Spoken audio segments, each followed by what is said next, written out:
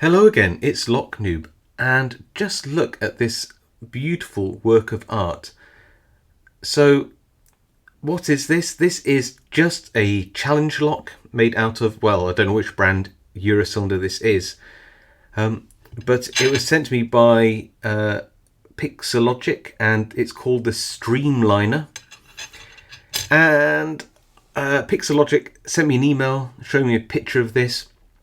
And I just sort of fell in love with it, and I was like, wow. I mean, I don't really do challenge locks on this channel. I prefer stock locks because I think they're more attainable for people to actually experience themselves, whilst challenge locks are by their nature unique, and therefore people aren't able to give it a go themselves. So that's basically the reason why I don't do challenge locks. But sometimes something just different turns up, and I don't think I've ever seen somebody sculpt and model a Eurocylinder in this style before. And when I first saw it, I was thinking more kind of mid-century futuristic design. But I showed pictures of this to some of my friends, and they quite rightly said that it's actually more deco styling. And I would agree with that. It's sort of that sort of deco futurist style, and it's really beautiful. Streamliner has it sort of evokes those deco style steam engines of the age, and it's just, yeah, it just really is something special. So whilst I don't really do challenge locks, how could I resist playing around with this one? Well, the truth is I can't resist it. It is just a beautiful piece.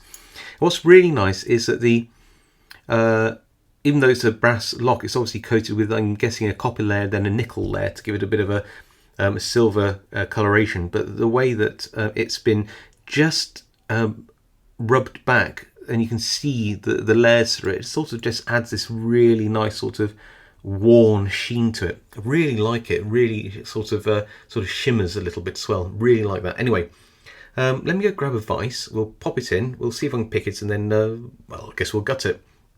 And I've not seen inside this, so I'm very, very curious as to what's in it. So here we are in the vise. Why am I showing you these picks? Well, a good challenge lock will often have quite a lot of highs and lows in terms of key cuts. So you're going to have maybe a really high cut just after a very low cut. That's quite common. So probably best to go with reasonably deep hooks to begin with. Got a medium hook here, a piece and gem in 18 thousandths. A slightly deeper medium hook here, which is the Southall Max 08B, and a slightly deeper again hook, which is the Sparrow's Lunatic. And I'm probably going to start with the shallowest and then move my way up. So there we go. And tension, going to be this piece of bent wiper blade, which should give me tension at the top like that. That seems to be working nicely. Anyway, okay, let's go in. Going to go in and twist the pick round. I like to go in at the back. And by doing that, I just reset it. Yeah, something's set as I'm turning it round. So there must be a very low cut pin in there. So low that I'm actually setting it with the shank of the pick maybe. That's not a bad thing. So on pin 6, I feel it oversetting. So I'm going to move past. See how I twisted the pick there? Okay, on, oh, little click on 4, 5, 4.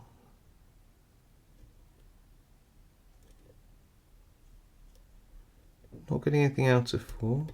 3. Nothing. 2, little click. 2 again. And again. On pin 1. No, pin 1 doesn't want to go, so I'll leave it. Okay, what else do we have? 4 now. Overset, releasing that tension. 3, 2 now. Still on 2, yeah, a little bit. Go back to the back, let's have a look.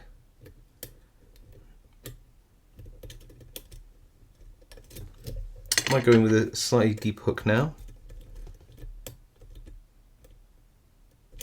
6, 5, 4, a little click there. 3, pin 2 now. Cancel rotation on 2. Might try to get in there with the gem again. Yeah, got it. Let's go back in with a medium hook again at the back.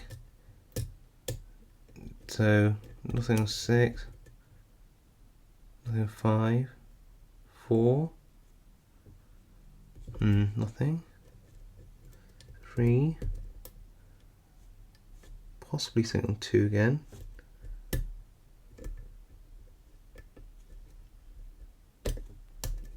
And 1, okay. I'm going to move up to my steepest hook now, see if I've got anything there. Nothing on 6, 5.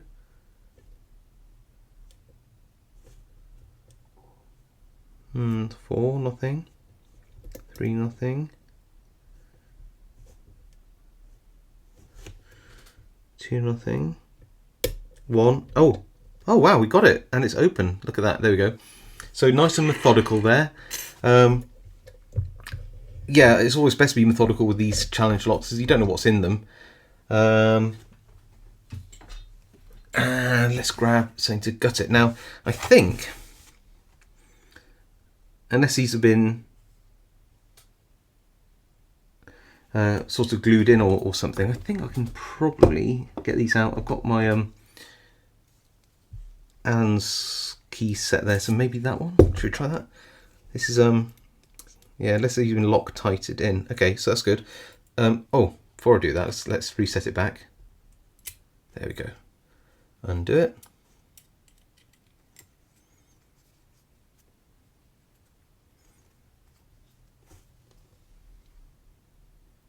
I don't know what that is actually. Maybe it is some kind of Loctite.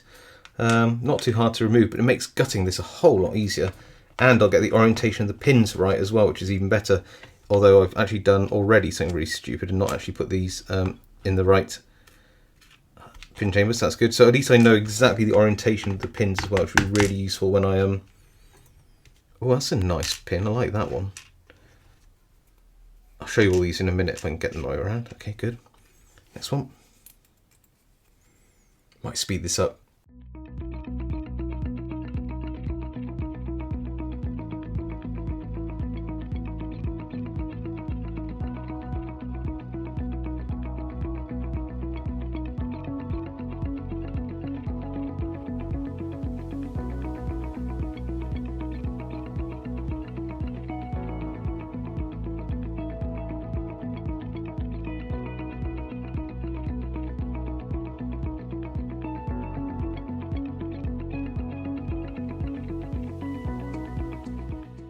Okay, so here we are. That's all completely gutted now.